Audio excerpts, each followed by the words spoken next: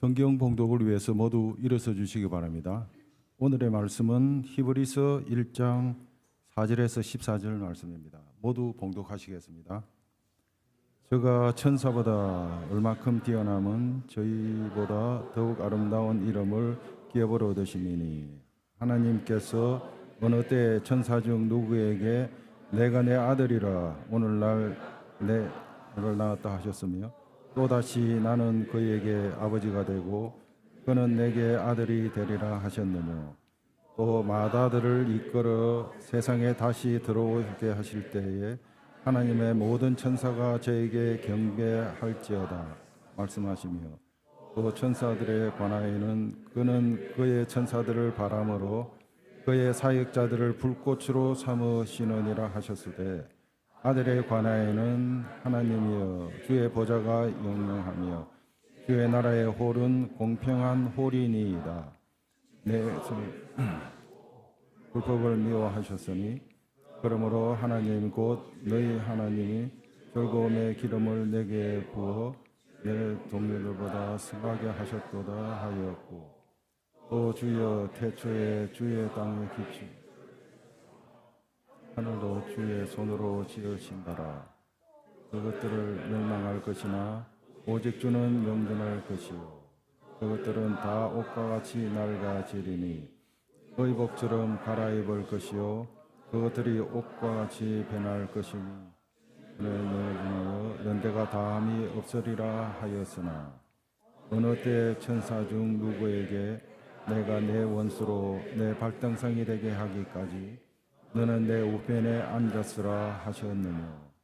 모든 천사들은 부리는 영으로서 원하는 부사들을 위하여 섬기라고 보내심이 아니뇨.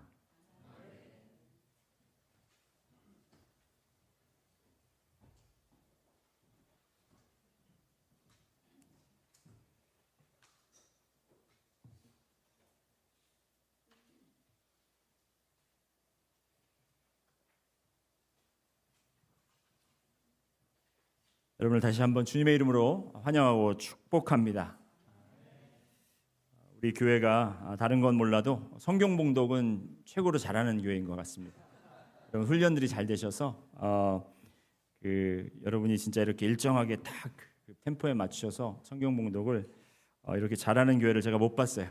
여러분들 칭찬합니다. 우리가 이제 히브리서를 지금 계속 지난주부터 시작해서 공부하고 있습니다. 히브리서의 주된 내용은 예수 그리스도의 절대적인 우월성을 선포하는 말씀의 내용입니다. 예수님께서는 이 세상의 어떤 것보다 가장 뛰어나시고 우월하십니다. 믿으시면 아멘 하시기 바랍니다. 여러분이 만일 예수님이 가장 위대하다고 하면 여러분의 삶에 그게 반영이 돼야 돼요. 그래서 제가 이렇게 웃고 말씀드리지만 오늘 말씀을 통해서 그리고 히브리서를 통해서 저희가 말씀을 나눌 때 여러분들 마음속에 성령님께서 찔리심을 이렇게 찌름을 주시기를 원하고 여러분들께서 그것을 찔림을 받으시고 회개하시고 내 삶 속에 정말 예수 그리스도가 가장 우월하신 분, 가장 최고의 분이 아니라면 회개하시고 주님을 그렇게 가장 존경하고 존중하며 사랑하는 여러분들이 되시기를 소원합니다. 히브리서가 쓰였을 당시에 이 편지를 처음 받은 사람들은 박해를 받던 유대인 그리스도인들이었습니다. 그들이 이제 안전을 위해서 유대교로 돌아가면 너희가 그리스도인이라고 하지 않고 너희가 그리스도를 부인하고 예수를 부인하고 유대교로 다시 돌아가면 너희들에게 더 이상 핍박하지 않겠다라는 그러한 유혹이 있었습니다. 그래서 그들은 그 유혹 속에 예수님을 포기하고 예전에 유대교를 따랐던 그 신앙으로 다시 돌아갈까라는 그런 고민 속에 빠져 있었던 성도들에게 이 편지를 전했습니다. 히브리서의 저자는 그들에게 믿음을 버리지 말고 예수님께 시선을 고정하라고 권면합니다. 예수님은 선지자들보다 천사들보다 모세보다 그리고 옛 언약의 제도보다 훨씬 뛰어나신 분이기 때문이었습니다. 그래서 지난주에 히브리서 1장 1절부터 3절의 내용을 저희가 보았는데요. 1절부터 3절 이 세 절이지만 이 세 절 안에 예수님의 우월하심이 너무나도 그 강하게 7가지로 나뉘어 있는 것을 제가 여러분들과 나눴습니다. 이 히브리서를 공부할 때 여러분 이게 계속 그 설교 하나라도 놓치지 마시고 쭉 따라오시기 위해서 혹시 지난주 설교를 못 들으셨던 분들은 동영상을 보시거나 아니면 목장 모임 제가 목자님들에게 제가 한 설교 내용을 요약해서 질문과 함께 이렇게 드립니다. 문서로.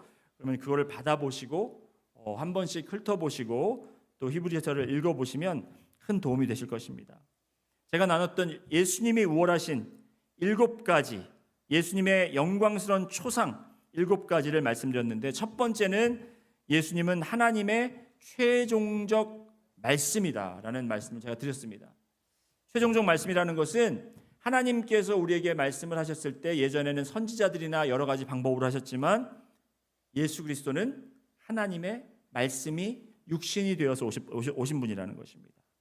그리고 두 번째로 예수님은 만물의 상속자다라고 말씀드렸습니다. 이 우주에 있는 모든 것은 예수님께 속해 있고 그 안에 참된 목적을 발견하게 되는 것입니다. 그리고 세 번째로 예수님은 세상의 창조주이십니다. 창조물이 아니라 피조물이 아니라 창조자라는 거예요. 하나님은 예수님을 위해 예수님을 통해 예수님에 의해 모든 것을 창조하셨다는 것입니다. 만물이 그분을 통해 존재하게 됐다는 거죠. 그리고 네 번째로 예수님은 하나님의 영광의 광채이시다. 우리가 하나님을 볼 수는 없습니다. 하지만 그 하나님의 흔적, 하나님의 영향, 하나님의 성품, 하나님의 하시는 행동들을 우리가 빛의 햇빛의 광채들로 그 햇빛을 우리가 느낄 수 있는 것처럼 예수님께서 영광의 광채가 되셨다는 걸 말씀드렸고요. 다섯 번째로 예수님은 하나님의 본체의 정확한 형상이다라고 말씀드렸습니다. 예수님은 그냥 하나님을 알려주시는 분이 아니라 하나님의 본체를 그대로 우리에게 보여주신 분이라는 것. 그리고 여섯 번째로 예수님은 말씀으로 만물을 붙들고 계신다라는 거예요. 여러분 마음속에 불안하고 지금 힘들고 내가 진짜 살 수 있을까, 견뎌낼 수 있을까라는 그런 고민이 있을 때도 지금 우리를 붙잡아 주시고 우리의 모든 것을 주관하시는 분은 바로 예수 그리스도라는 것입니다. 예수님의 강력한 말씀으로 모든 우주 만물이 유지되고 있다는 것입니다. 일곱 번째로 예수님은 죄를 정결하게 하신 후에 하나님 보좌 우편에 앉으셨습니다. 예수님께서 우리 죄를 사하셨습니다. 믿으시면 아멘 하시기 바랍니다. 그 죄 사함은 여러분이 이제 죄 사함을 조금 여러분이 더 열심히 해야 완전히 사함을 받을 수 있는 건가요?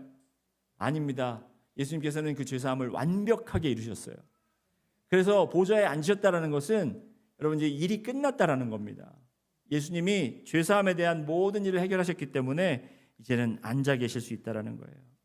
이제 히브리서를 통해서 우리가 대제사장보다 더 우월하신 예수님에 대해서도 나중에 배울 텐데, 그때 보시면 제사장들은 계속해서 제사를 드리고 영구적이 아니라 일시적으로 제사를 드리고 또 그들이 수명을 마치면 그 후세에게 제사장의 임무를 역할을 맡겨야 하지만 예수 그리스도는 영원한 제사장이시고 예수님께서 우리를 위해서 희생물이 되셨을 때 그 희생물은 완벽한 희생물이 되셨다라는 것입니다.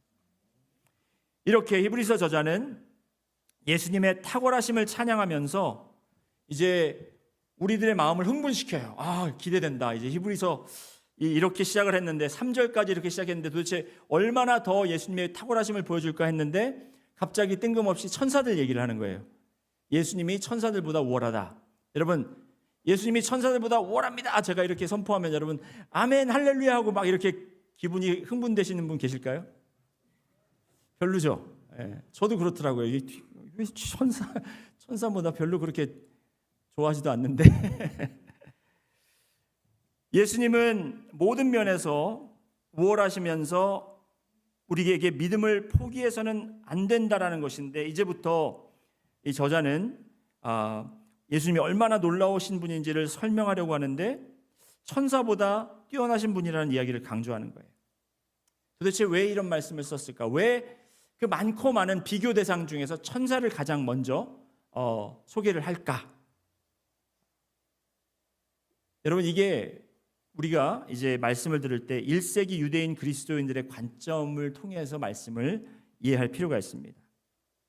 아까도 말씀드렸지만 오늘날 이 자리에 계신 여러분들 중에서 천사가 예수님보다 위대하다고 생각하는 사람은 없을 것입니다.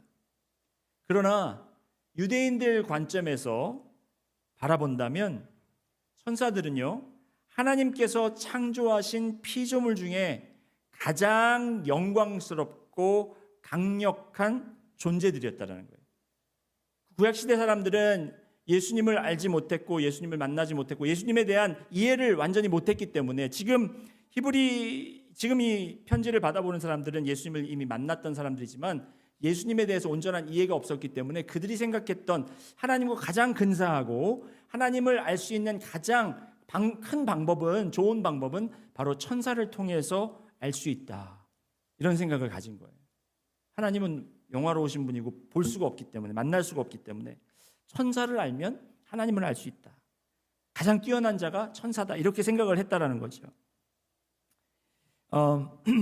천사들은 이미 유대인들 사이에서는 초월적인 존재로 받아들여져 있었고요, 저자는 그 천사들보다 예수님이 얼마나 더 영광스럽고 더 능력이 크신지를 강조하고 있는 겁니다. 당신들이 천사를 통해서 하나님을 안다고? 그건 아니고 예수가 천사들보다 더 우월하다. 그런데 그렇다고 해서 예수님과 천사를 동등한 선상에서 비교하라는 것이 아닙니다. 예수님이 뛰어나신 이유는 그분이 비교 대상 중 하나가 아니라 전혀 다른 차원의 존재이기 때문이라는 것을 강조하는 거죠. 애플 투 애플을 비교하는 게 아니에요. 창조주와 피조물을 비교하는 거예요. 예를 들어서 여러분 이 이야기를 들으셨는지 모르겠습니다. 1900년도 초에 가장 처음 이제 그 시장에 나온 차가 포드에서 만든 모델 T 차였습니다.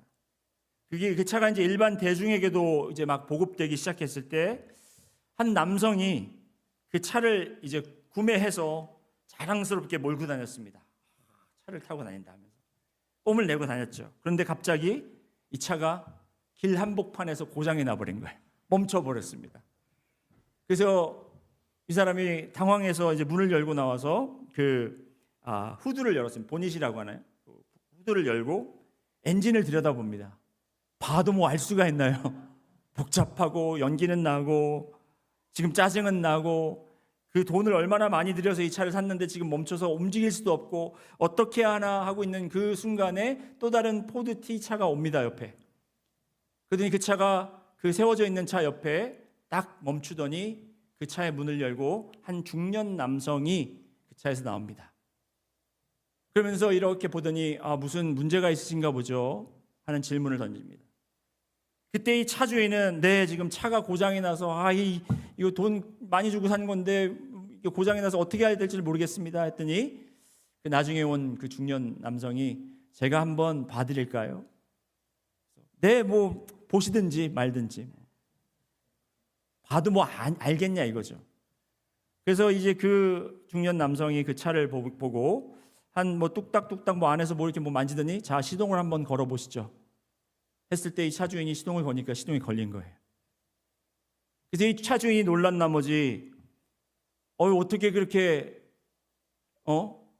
제가 몇 시간을 들여다보는 걸 못 고쳤는데 당신은 이렇게 잠깐 사이 이 차를 고칠 수 있겠습니까? 당신 누구세요? 그랬더니 이 사람이 제 이름은 헨리 포드입니다.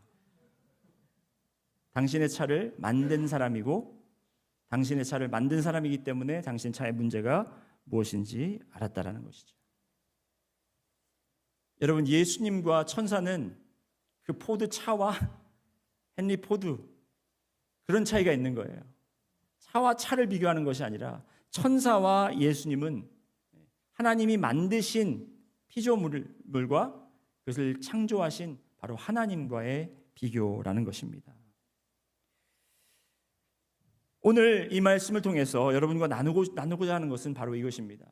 여러분은 지금 누구를 여러분의 신앙의 모델로 삼아서 지금 여러분 신앙생활을 하고 있습니까? 물론 천사는 아니겠죠. 하지만 우리가 생각할 때 예수님 하시는데 정말 그러세요? 정말 여러분은 예수님을 닮기를 원하십니까? 우리에게는 예수 그리스도를 하나님께서 보내시고 그 예수 그리스도를 우리의 모델로, 롤 모델로 보내셨어요. 그런데 우리는 신앙의 기준을 옆에 집사님을 바라봅니다. 교회 목사님을 봅니다. 다른 교회 교인들을 봅니다. 하면서 저 사람도 저 정도 하는데 나도 그 정도만 하면 되겠지. 그러면서 우리는 항상 목표를 그냥 남들보다 조금 더 위나 조금 더 아래로 삼고 있다는 거예요. 하지만 이 최상의 비교를 지금 하는 이유가 뭐냐면, 여러분, 우리에게 주신 이 믿음, 최고의 믿음을 우리가 붙잡고 예수 그리스도를 붙잡고 나가라는 것입니다. 오늘 본문을 통해서 저는 히브리 기자가 절대로 천사들이 천한 존재다라고 그걸 주장하는 게 아니었어요. 천사들은 영광스러운 존재라는 것을 확인시켜 줍니다. 그렇지만 그런 영광스러운 존재들보다 더 위대하시고 더 아름다우시고 더 영광스럽고 더 능력 있으신 분이 바로 예수 그리스도라는 것을 또한 강조하고 있다는 것입니다. 그래서 오늘 이 말씀을 보면서 천사들이 과연 영광스럽지만 더 우월하신 예수님을 우리가 함께 볼 수 있는 말씀을 세 가지로 나누어서 함께 살펴보도록 하겠습니다. 첫 번째, 이번에는 좀 제가 말씀 전할 때 포인트가 좀 깁니다. 그래서 여러분 집중하고 들으셔야 돼요. 말을 좀 짧게 줄여보려고 했는데 잘 안 되더라고요. 자, 첫 번째 포인트는 이겁니다. 천사들의 이름은 지어진 이름이지만 예수님의 이름은 기업으로 얻으신 이름입니다. 천사들의 이름은 지어진 이름이에요. 하지만 예수님의 이름은 기업으로 얻으신 이름입니다. 히브리서 1장 4절 말씀 보시겠습니다.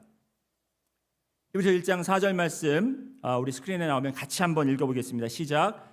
그가 천사보다 훨씬 뛰어남은 그들보다 더욱 아름다운 이름을 기업으로 얻으심이니. 여러분, 천사들에게도 이름이 있었습니다. 아시죠? 성경을 보면 천사들을 각자 부르는 경우도 있지만 이렇게 그 단위로 그룹으로 져서 그들을 스랍이라고도 하고 그룹이라고도 하고. 여러분, 그룹은 영어로 그룹이 아니에요. 어떤 분들은 저희 천사들 그룹이라고 하니까 이게 왜 이 영어를 한국말로 이렇게 해가지고 그룹이라고 썼을까? 그게 아니라 영어로는 그게 seraphs and cherubs, seraphim, cherubim 이렇게 합니다. 스랍과 그룹. 그리고 천사장이 있었어요. 천사장 중에 여러분 잘 아시는 이름이 있을까요? 가브리엘과 미카엘. 맞습니다. 천사들의 이름은 주로 그들의 역할과 직분을 나타냅니다. 예를 들어서 가브리엘은 하나님의 메시지를 전하는 천사이고 미카엘은 천군을 이끄는 대장입니다. 그리고 나중에도 말씀드리겠지만 이제 스랍은 하나님의 보좌에서 가까이 하나님을 경배하는 일을 맡았고, 수룹은 언약궤 위에서 언약궤를 보호하는 그런 역할을 맡았습니다.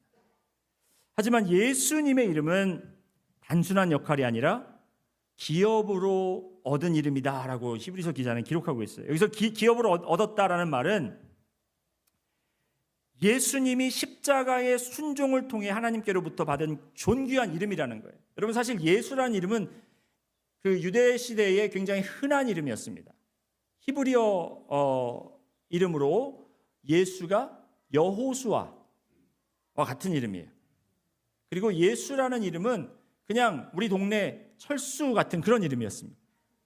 지금 많이 철수는 없겠지만 이 히스패닉 나라에 가보면 헤수스라는 이름도 굉장히 커먼해요.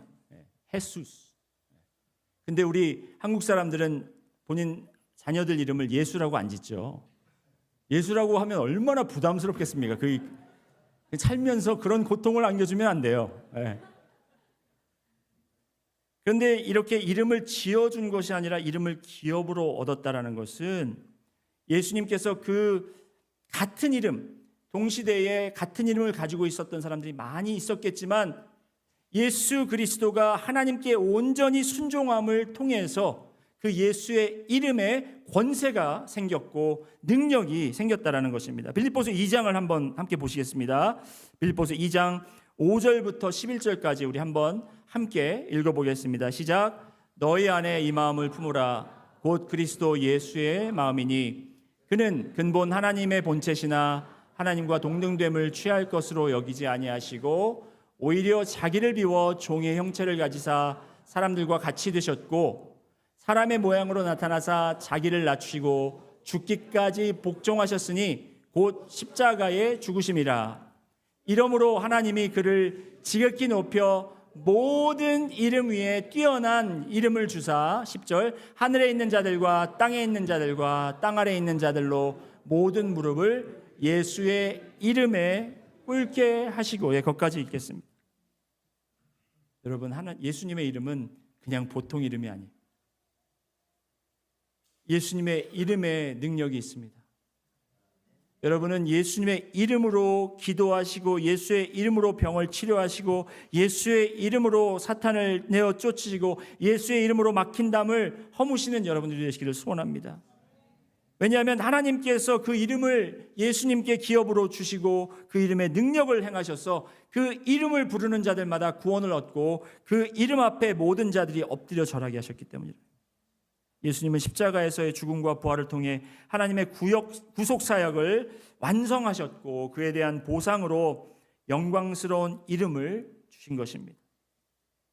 여러분, 이 이름은 단순히 예수라는 그런 이름의 소리 혹은 발음의 문제가 아니에요. 그 이름에 담긴 정체성과 사명과 능력과 영광이 바로 천사들과 비교할 수 없다라는 것입니다. 여러분, 오늘 무슨 날이죠? Mother's Day. 잘하시네요. 예. 오늘 제가 큰 실수를 했습니다. 제 아내가 일어나서 오늘 무슨 날이게 애들한테 물어봤는데 제가 오늘 썬데이지 그랬다가 제가 아침도 못 먹고 나올 뻔했습니다. 여러분, 아이를 키운다는 것이 얼마나 힘든 일인지 부모가 되어보기 전엔 잘 모릅니다. 밤새 아이가 아파서 한숨도 못 자고 본인은 끼니도 거르면서 아이 밥 챙기고 학교 행사다, 병원 진료다, 그리고 아이들의 감정 기복, 미래에 대한 염려까지 모든 걸 다 끌어안고 사는 존재, 바로 그 존재가 엄마입니다. 어느 날 한 어린아이가 묻습니다. 엄마는 언제부터 엄마야? 엄마는 잠시 생각하다가 이렇게 말했습니다. 내가 태어난 순간부터 나는 엄마라는 이름을 선물로 받았단다. 그 아이는 또 말했습니다. 그럼 나만 엄마한테 엄마라고 부르면 되는 거겠네? 엄마는 말했습니다. 그래, 세상에 많은 이름이 있지만, 많은 사람이 있지만 엄마라는 이름은 너에게 주려고 내가 얻은 이름이란다. 여러분, 태어날 때부터 엄마인 분은 안 계시죠? 그리고 어느 순간부터 어느 순간부터가 아니라 자녀들이 사실 엄마의 본명보다 엄마라는 이름을 더 오랫동안 알고 있고 그것을 간직하고 있다는 것입니다. 스스로 얻은 이름이 아니에요. 고생을 통해, 사랑을 통해 희생하는 삶 속에서 아이에게서 선물처럼 엄마라는 이름을 기업으로 받은 것과 같이 예수님의 이름도 마찬가지라는 것입니다. 그분은 십자가에서의 순종과 희생을 통해서 모든 이름 위에 뛰어난 그 이름을 얻으셨다는 것입니다. 여러분, 그 이름은 그냥 붙는 칭호가 아니에요. 교회에서 예수 하면서 그냥 찬양하라고 불리는 호칭이 아니라는 것입니다. 우리를 사랑하시고 우리를 구원하시기 위해 흘린 피와 순종의 대가로 얻으신, 기업으로 얻으신 그 이름이라는 거예요.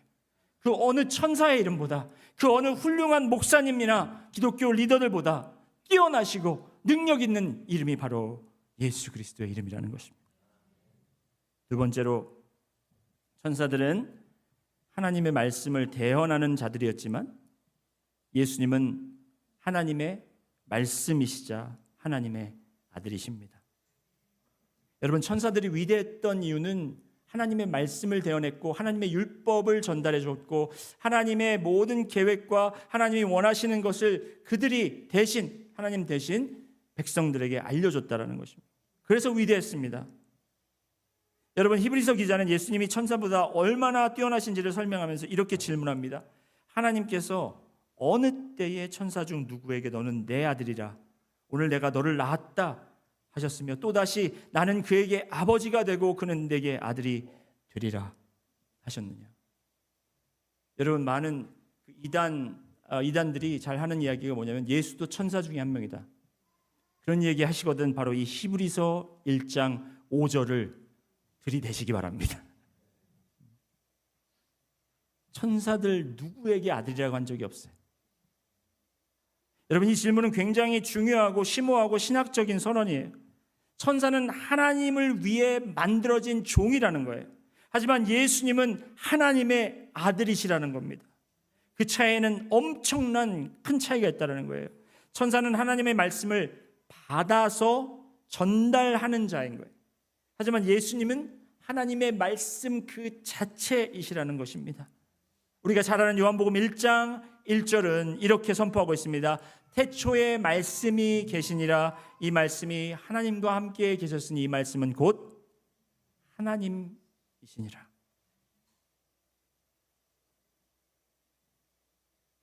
여러분, 예수님을 만나면 제 설교를 들을 필요도 없어요. 예수님을 만나면 좋은 목사님한테 찾아가서 성경 공부할 필요가 없어요.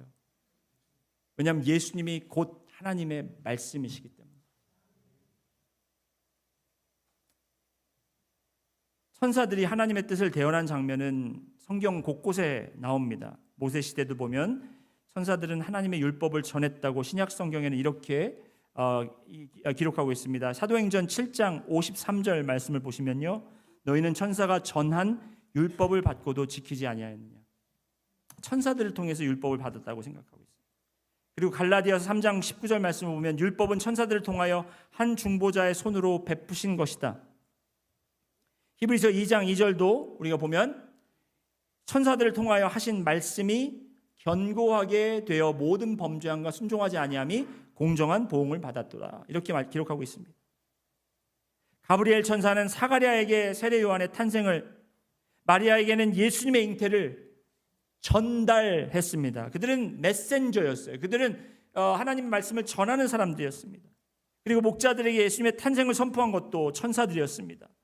예수님의 부활 소식을 전한 것도 천사들이었습니다.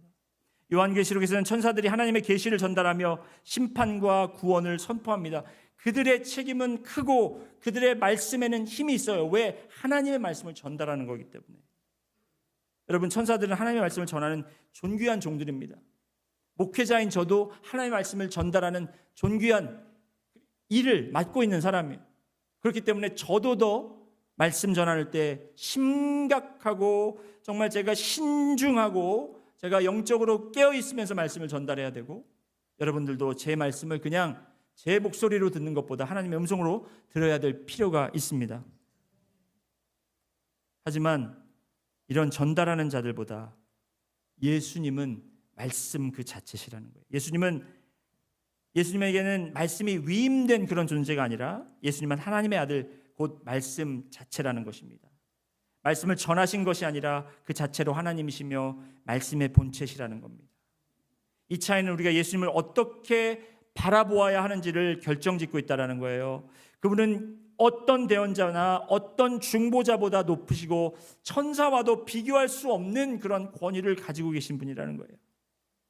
히브리서 1장 2절부터 3절에 이렇게 이야기합니다. 이 모든 날 마지막에는 아들을 통하여 우리에게 말씀하셨으니 이는 하나님의 영광의 광채시요 그 본체의 형상이시라. 천사는 하나님을 반영하지만 예수님은 하나님을 현현하시는 분입니다. 천사는 그림자지만 예수님은 실체시라는 거예요. 그래서 사랑하는 여러분, 예수님을 우리가 존귀하게 여겨야 하는 이유는 단순히 예수님께서 우리에게 더 좋은 메시지를 주셨기 때문이 아니라 그분이 하나님의 아들이시며 말씀 자체이시기 때문이고, 그분은 모든 피조물 위에 계시며 그 어떤 대언자보다 우월하신 하나님의 본체이시기 때문이라는 겁니다. 여러분, 예수님께서 제자들에게 대위 명령, 마지막 떠나시면서 전했던 말씀도 모든 족속으로 제자를 삼아 아버지와 아들과 성령의 이름으로 침례를 베풀고 나의 분부한 모든 것을 가르쳐 지키게 하라. 여러분, 그 예수님의 가르침은 이 말씀 속에 있다는 것입니다. 여러분의 생각대로 우리가 짜집기해서 아니면 우리가 골라서 이 말씀 속에 내가 필요한 내용들을 내 안에 담는 것이 아니라 주님께서 우리에게 어떤 말씀을 하고 계셨고 하나님이 예수 그리스도라는 그 말씀을 통해서 우리에게 무엇을 가르치고 있는지를 우리가 가장 귀하게 여겨야 된다는 거예요.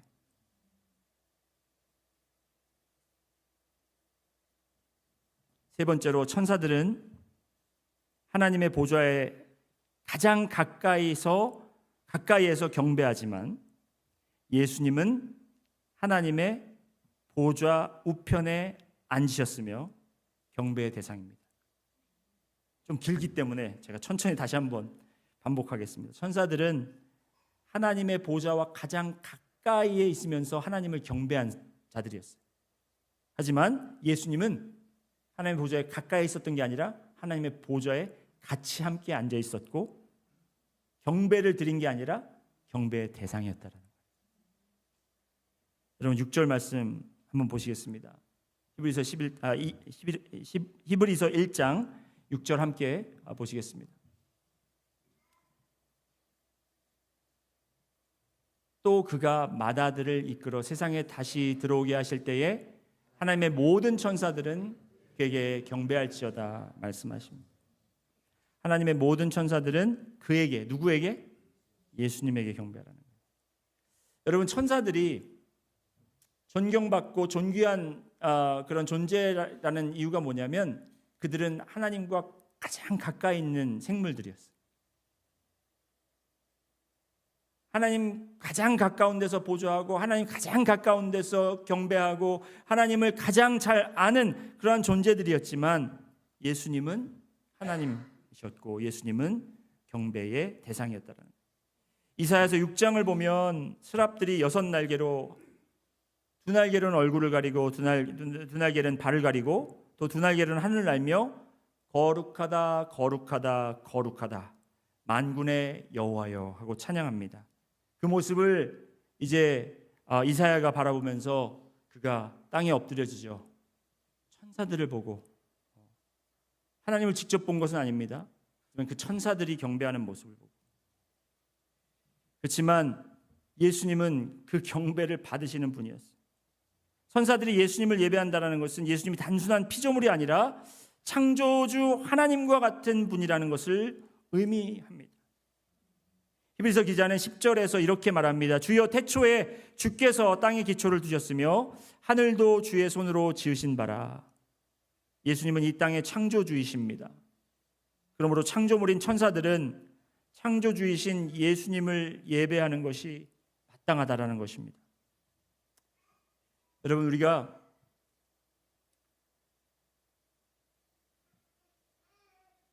천사들을 생각하면서, 천사들은, 유대인들이 생각했을 때 천사들은 가장 가까운 곳에서 하나님을 경배하는 자들로 생각하기 때문에 우리는 그 천사들이 그런 경배하는 모습을 보여주면 우리가 주여 하고서 엎드리고, 아니면 우리는 어떻게 예배드려야 되지? 라고 착각할 때가 있어요. 하지만 예수님이 우리에게 오셨다는 건 뭡니까? 이제 예수님의 모습을 우리에게 보여주셨기 때문에 여러분, 우리는 천사들을 통해서 예배를 드리는 게 아니에요. 다시 말씀드리면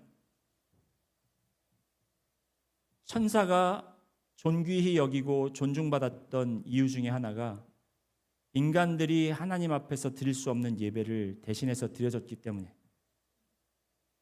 하나님의 높으시고 하나님의 위대하심을 인간들에게 나타내는 존재였기 때문에 천사들을 위대하다고 했지만 이제 예수 그리스도를 통해서 우리는 하나님께 직접 예배를 드릴 수 있는 존재가 됐다. 여러분, 이걸 조금만 더 생각해 보시면 예배는 목사가 여러분을 위해서 예배를 드려주는 게 아니에요. 성가대가 여러분을 대신해서 찬양 들려주는 게 아니에요. 찬양팀이 나와서 여러분 대신 찬양해 주는 게 아닙니다.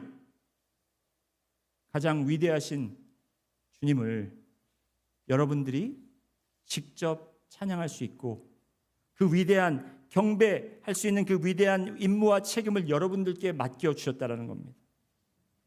그런데 우리는 그것을 얼마나 소홀히 여기고 있습니까? 오늘 예배 늦게 오신 분 안 계시죠? 왜냐하면 제가 이런 말 할 때마다 늦게 오신 분들이 항상 찔려 하셔갖고 우리에게 그렇게 위대한 주님을 만나게 할 수 있는 그런 기회를 이렇게 매일 주시는데 우리가 어떻게 성가대는 여러분 성가대가 지금 앞에 섰는데 막 앞에 이제 찬양하려고 그러는데 누가 뒤에서 막 성가대 가운을 입으면서 올라온다고 생각해 보세요. 여러분 어떻게 생각하시겠습니까? 저 사람 성가대에서 빼버려야지. 그 생각하시겠죠. 그러면서 본인은 예배에 5분 늦게 왔어. 그게 이 똑같은 거예요, 여러분. 천사를 바라보면서 천사는 위대하다. 왜? 하나님 옆에서 성가대는 이렇게 바라봅니다. 왜? 성가대니까. 목사들은 이렇게 바라봅니다. 목사니까 저렇게 해야 더 우리는 이 앞에서 인도하는 분들을 더 높이 생각을 해요. 그리고 그들의 책임이 있다고 생각해요. 하지만 그것이 예수 그리스도로 말미암아 다 평등화됐다라는 거예요. 우리에게 예배할 수 있는 권세와 특권을 주셨고요.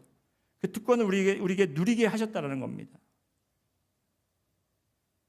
요한계시록 22장을 보면요. 사도 요한이 천사를 보고 경배하려고 엎드립니다.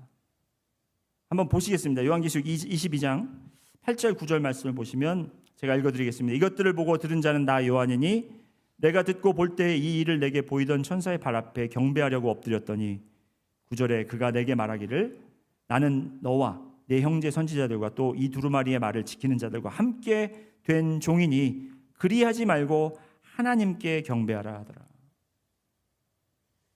여러분 이제 경배하는 일은 천사의 일이 아니에요. 우리의 일이라는 것입니다. 경배의 대상은 천사가 아니고 예수 그리스도입니다. 우리의 찬양 받으시는 분은 예수 그리스도라는 거예요. 여러분 천사조차도 경배의 대상이 될 수 없으며 오직 하나님만이 예배를 받으실 분이라는 그 사실을 오늘 이 말씀을 통해서 강조하고 있습니다. 예수님이 천사들에게 예배를 받으신다라는 것은 그분이 단순한 인간이나 선지자가 아니라 경배받으실 유일한 분, 곧 하나님이라는 확실한 증거가 됩니다. 여러분 주위에 누가 너무 착하고 선하고 본인 생각 안 하고 남들을 배려하고 자기 희생해가면서 남들을 위해서 막 이렇게 섬겨주시는 분 보면 여러분 그분 보고 뭐라고 합니까? 누구 같다 그래요? 천사 같다 그러죠. 우리가 이렇게 은연중에 알지 못하는 중에 천사들을 우리가 이렇게 선망하고 있습니다. 착한 사람들 보면 이 세상 사람이 아닌 것 같은 사람을 보면 천사 같다고 그래요. 하지만 여러분 성경에서 우리에게 단순히 천사 같은 사람이 되는 것을 목표로 삼지 말라고 합니다. 여러분의 목표는 이렇게 천사처럼 착한 사람이 되는 게 아니에요. 아직도 많은 분들이 오해하시기를 신앙심이 생겼으니까 이제 좀 나도 좀 착해져야 되는데 나도 좀 좋아져야 되는데 천사처럼. 그럼 그게 아니에요. 왜냐하면 천사가 우리의 목표가 아니기 때문에. 그럼 누가 우리의 목표입니까? 예수님이라는 거예요. 목표가 더 높아졌죠. 천사처럼 되는 건 쉬워요, 사실. 쉽습니다. 저처럼 그냥 매일 아침 거울 보시고 웃으시고 스마일 하시고 누가 뭐라 그래도 네, 감사합니다. 알겠습니다. 네, 도와드리죠. 이렇게 하면 천사가 금방 돼요. 근데 그렇게 한다고 예수님이 될 수는 없어요.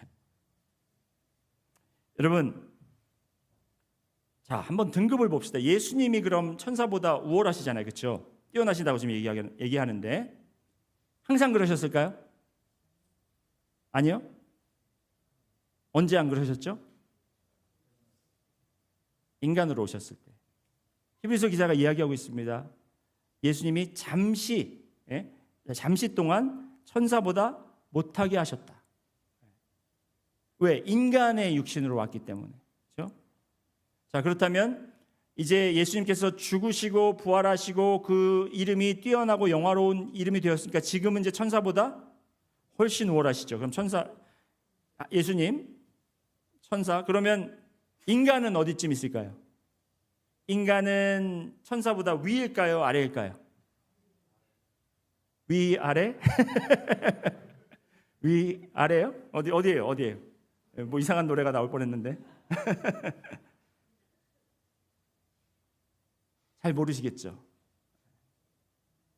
예수님이 인간이셨을 때 천사보다 낮았습니다. 그렇기 때문에 우리 인간은 천사보다 지금은 낮은 상태이지만 장차 우리가 부활하여 우리가 영화롭게 되면 그때는 어떻게 되겠습니까? 천사보다 높은 존재가 되겠죠. 자, 히브리서 2장 9절 말씀 한번 보시겠습니다. 같이 보시겠습니다. 히브리서 2장 9절 함께 읽겠습니다. 시작.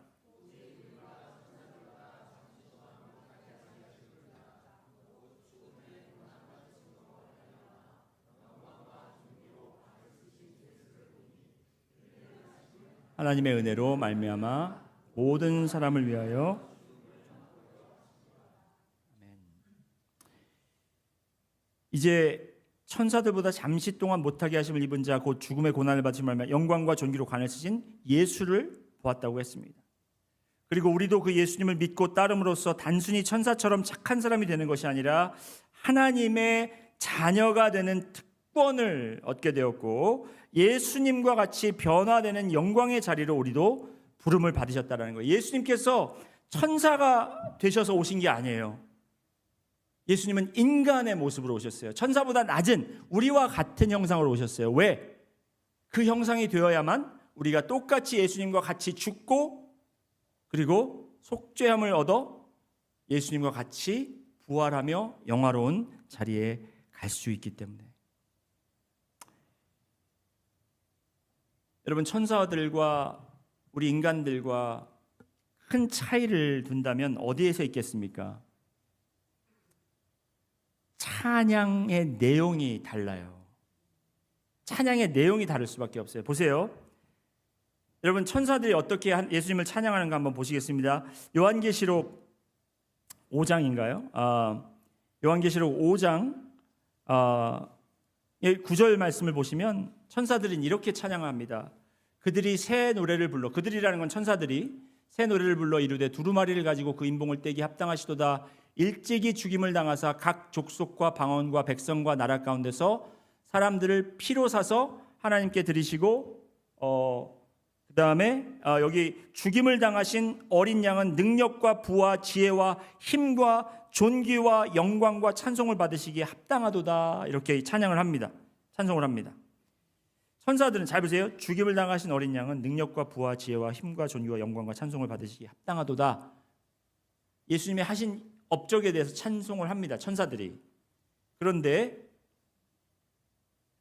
그 죽임을 당하신 어린 양의 보혈의 피로 깨끗함을 받은 우리는 어떻게 찬양을 하는가 하면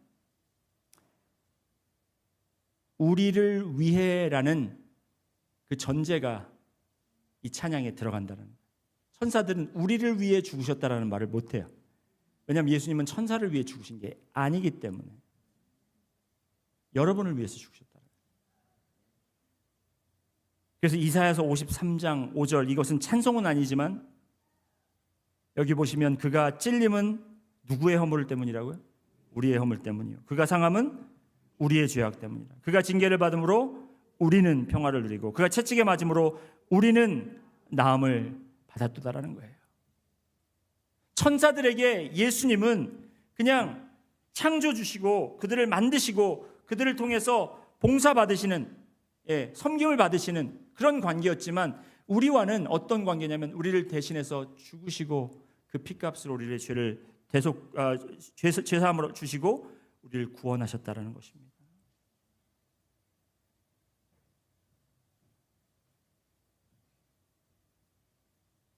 여러분, 이렇게 히브리서 기자가 지금 천사의 이야기를 하면서 지금 어려움과 고난 속에 있는 그들에게 천사가 좋냐, 예수님이 좋냐 이런 질문을 하는 게 아니에요. 엄마가 좋냐, 아빠가 좋냐, 짜장면이 좋냐, 짬뽕이 좋냐 이런 질문을 하는 게 아니에요. 그럼 어떤 이야기를 하고 싶은 것인가?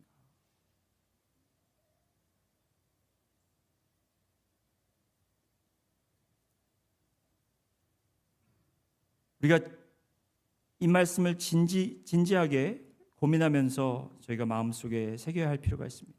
어떤 말씀을 우리에게 전하고 계십니까? 예수님이, 제가 처음에 말씀드렸던 것처럼 예수님을 가장 우월하시고 뛰어나시다고 생각하신다면 여러분은 그것을 지키기 위해 여러분이 가장 아끼시고 정말 가장 힘든 것들조차 여러분이 내려놓을 준비가 되어야 한다라는 거예요. 내가 이게 최고야, 난 이게 가장 최고라고 생각해라고 하면서, 그렇지만 나는 아직 뭐 그거를 이렇게 가질 생각이 없어, 나는 내 걸 포기하면서까지 그걸 얻을 생각이 없어, 이렇게 하면 여러분 그건 거짓말이죠. 거짓 고백이밖에 안 되는 거예요. 저는 여러분들이, 우리 능력침례교회 성도님들이 거짓말쟁이가 되기를 원치 않습니다. 제가 여러분들에게 그리스도를 가장 사랑하시죠? 그럼 여기 아멘 소리가 여기 정말 이 성전을 꽉 채울 것입니다. 전 분명히 믿어요. 그런데 그 채우는 소리가 거짓말이 아니었으면 좋겠어요. 그렇다면 여러분의 삶 속에서 가장 최고로 여겨지고 여러분의 모든 것을 다 내어놓으면서까지 그 최고의 것을 지키고 그것을 정말 우리가 놓치지 않기 위해서 우리가 모든 삶의 최선을 다해야 돼요. 직장도 여러분 예수님을 사모하는 것을 빼앗아갈 수가 없고요. 여러분의 자녀도, 가족도, 그리고 여러분의 건강과 여러분의 안전, 이러한 모든 것들이 다 여러분들 예수님과의 관계를 방해할 수 없다라는 것입니다. 감리교를 창시한 존 웨슬리 목사님이 주장하는 세 가지 은혜가 있습니다. Prevenient grace, justifying grace, sanctifying grace. Prevenient grace는 뭐냐면 모든 인간들에게, 믿거나 믿지 않는 사람들에게, 모든 인간들에게 전해진 그런 은혜를 이야기합니다. 두 번째가 justifying grace. 이거는 모든 사람, 믿는 자들에게 그들에게 죄를 속해주는 그런 은혜입니다. 세 번째는 성화시키는 은혜. 이 성화시키는 은혜 가운데 어떤 것을 주장하냐면 Christian perfection, 그리스도인의 완벽함을 주장합니다. 이것 때문에 웨슬리 목사님이 많이 좀 비판을 받았어요. 어떻게 우리가 완벽할 수 있느냐? 우리가 어떻게 완벽해질 수 있느냐? 그건 말도 안 된다. 오직 예수님만 완벽하시다. 그게 말이 되죠. 거기에 대해서 웨슬리 목사님이 이렇게 얘기했습니다. 내가 이 평생 동안, 내 평생 동안 완벽함을 이룬다고 하는 건 아니지만 내가 오늘도 조금 더 완벽하게 주님을 닮기를 원하고, 내가 조금 더 완벽하게 주님을 정말 내 삶에 온전히 초대하고 그분과 함께 하려고 하지 않는다면 나는 그냥 점점 후퇴하는, 점점 퇴보하는 그러한 신앙인 될 수밖에 없다라는 거예요. 여러분, 제가 농구를 너무 어렸을 때 좋아해가지고요, 매일 가서 저희 집 앞에 있는 농구 골대, 아니면 공원에 있는 농구 골대, 아니면 체육관 가서 맨날 슛 연습하는 거예요. 근데 제가 슛 연습할 때 안 들어가는 거 연습해야지, 그러겠습니까? 내가 10개를 던지면 그 중에서 하나만 들어갔으면 좋겠다 하면서 연습하겠습니까? 아니죠. 어떻게 연습하겠습니까? 내가 던지는 것마다 들어가기를 위해 연습하겠죠. 물론 불가능하죠. 하지만 오늘 그렇게 연습하고 또 내일 또 그렇게 연습하고 그 다음날 연습하면 여러분, 내가 어제보다, 그제보다, 예전보다, 과거보다 더욱더 완벽한 슈터가 될 수 있는 것처럼, 우리 신앙인으로서 여러분, 우리는 그냥 이 정도면 되겠지, 삶에 막 이렇게 뒤흔들리면서 우리는 치우치면서 그냥 대충 되는 대로, 내가 바쁘니까, 내가 기분이 안 좋으니까, 내가 지금 그럴 생각이 없으니까 하면서 우리가 그냥 신앙을 내버려 두는 것이 아니라 예수 그리스도, 완벽하시고 가장 위대하신, 우월하신 예수 그리스도를 바라보면서 내가 오늘도 그 예수님을 조금이라도 더 붙잡고 간직하기 위해서 내가 나의 것을 오늘 더 내려놓고 조금 더 한 걸음 한 걸음 주님 앞에 나아가는 그런 삶을 사신다면 여러분들은 믿음을 지키실 수 있고 그 믿음에서 떠내려가지 않는 그런 신앙을 여러분들이 분명히 붙잡으실 것을 믿습니다. 그리고 그렇게 축원합니다. 기도하시겠습니다. 하나님, 오늘도 저희의 이 믿음을 흔들고 정말 그냥 옆으로 좌로 우로 흔드는 정도가 아니라 그 신앙의 깊은 뿌리까지 송두리째 뽑아버리려 하는 사탄의 계략과 유혹이 지금도 우리에게 찾아옵니다. 주님, 그런 가운데 저희가 너무나 나태하게 그것을 그대로 그냥 내버려 두면서 하루하루를 살았습니다. 주님, 우리가 이 히브리서를 공부하면서 정말 주님의 완벽하심과 주님의 가장 뛰어나시고 우월하심을 우리가 깨닫고 그 완벽하시고 위대하신 주님을 오늘도 붙잡고 저희가 살아가기를 원합니다. 우리의 삶에 위협이 있더라도, 우리의 생명에 지장이 있더라도, 우리가 가장 사랑하고 귀하게 여기는 것을 잃을 그러한 위험이 따를지라도 주여 가장 위대하신 주님을 붙잡고 나가기를 원합니다. 주여, 그것이 저의 소원이 되게 하시고 오늘도 그렇게 순종할 수 있도록 인도하여 주시옵소서. 감사드리며 예수 그리스도 이름으로 기도드렸습니다.